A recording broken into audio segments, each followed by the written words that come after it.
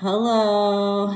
So I recorded my daily devotional on Russ's fancy computer, and of course, it did not pick up the sound for whatever reason. So this is take 2, which really is take 200 as I do multiple takes with my daily devotionals. But hello, loved ones. You are worth doing these daily devotionals. And if I can provide encouragement and support to just one person throughout this entire pandemic, this time of anxiety, this quarantine, then it will have all been worth it. So today I want us to focus on Galatians chapter 6. There's a lot in Galatians 6, but the verse I want us to focus on is Galatians 6:8, and it is bear one another's burdens. For when we bear one another's burdens, you fulfill the law of Christ.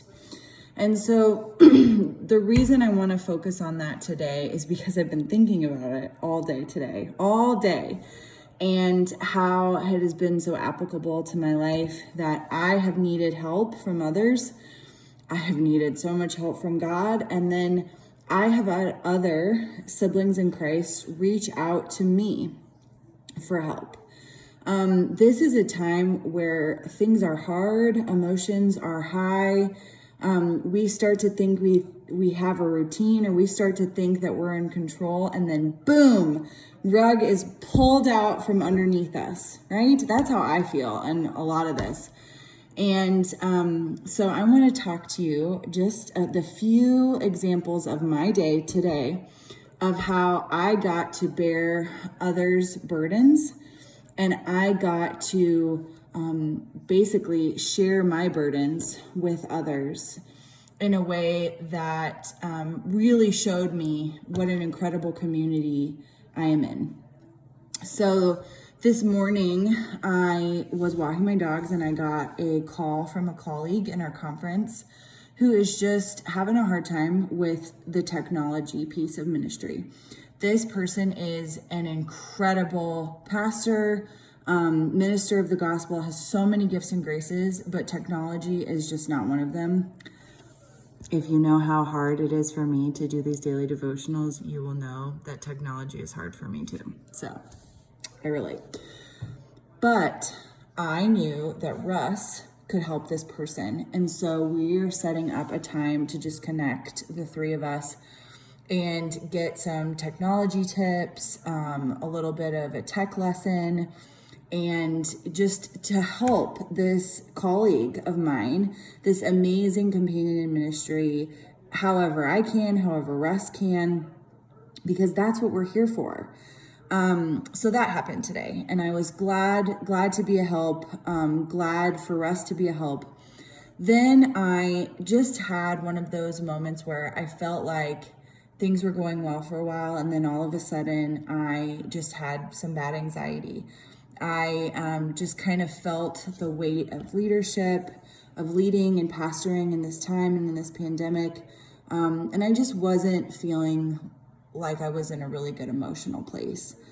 And I was so grateful because I had already had a meeting planned with the other Billings Methodist pastors, and I walked in, and Pastor Sarah was just so gracious with me. She is such a shepherd, and she just sat with me and was like, remember, no matter what, no matter how hard things get, remember you are not alone, Angie. Like, we are in this together. And so in that moment, she and Wendy and Mike and Tyler from a distance, like, they got to bear my emotional burdens and share the weight of pastoring and leadership with me, because it is really hard. And this has been just the hardest year of ministry. And it's my first year as a senior pastor. It's just been crazy. So I am grateful for other people who I can ask for help, who I can reach out to. And I'm thankful for people trusting me and reaching out to me for help. And then the day ended in the most wonderful way. So our missions committee is always looking for ways to bless our community around us, and looking for ways of how we can bear other people's burdens, especially in our community during this time of COVID-19. And so Jennifer Fogarty, one of my dear friends and congregants at Hope, is a teacher at Bench Elementary School. And she hooked me up with the principal there, Cindy. And one day, not that long ago, a few weeks ago, Cindy reached out and said, "Hey, Pastor Angie, we actually have a project that has come up. It is just too much for the 5th grade teachers to bear on their own. They need your help. Will you help them complete the 5th graders' end of the year gift project?" It is a framed picture of the 5th grade class with poem from the teacher in a frame. There's so many of them that need to be done. The teachers have so much else on their plate, so much to get finished. They truly cannot do this without you guys. They need help. And so, of course, I was like, when can I come and pick up the supplies? We will have it done as soon as you need it done. We're so excited to help. And so I walked into the church, and there was about a handful of ladies, about 5 ladies from our missions committee that were social distancing with plastic gloves, latex gloves, and masks. And everybody was coming together to take a little bit of burden and weight off of the 5th grade teachers at Bench Elementary School. And the prayer and the hope in this project is not only that it will brighten the 5th graders' day that didn't get a 5th grade graduation and remind them of the love that their teachers have for them, but that it will allow the teachers in our community to breathe a little bit easier, to feel a little bit lighter, to experience a little bit of that emotional support and just love from us.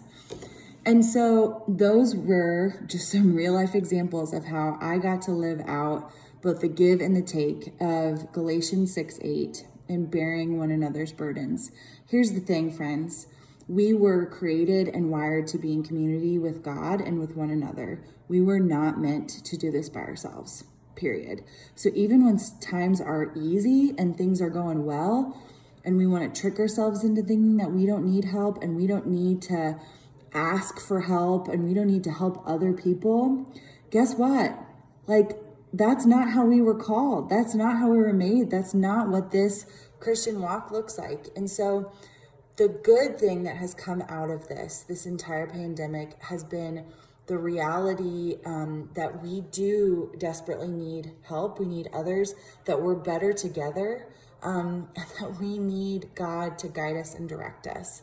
And so I would ask that you would really pray, and you would pray and have the Holy Spirit kind of maybe reveal to you where you can help somebody this week.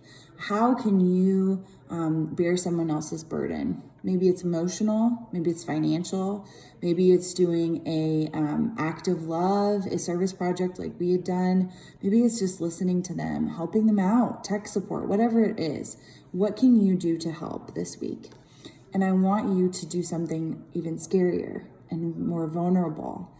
I want you to ask somebody to bear your burdens with you, to sit with you in that space, maybe cry with you, listen to you, let you be however you need to be, and to remind you that, just like Pastor Sarah reminded me, we are all in this together.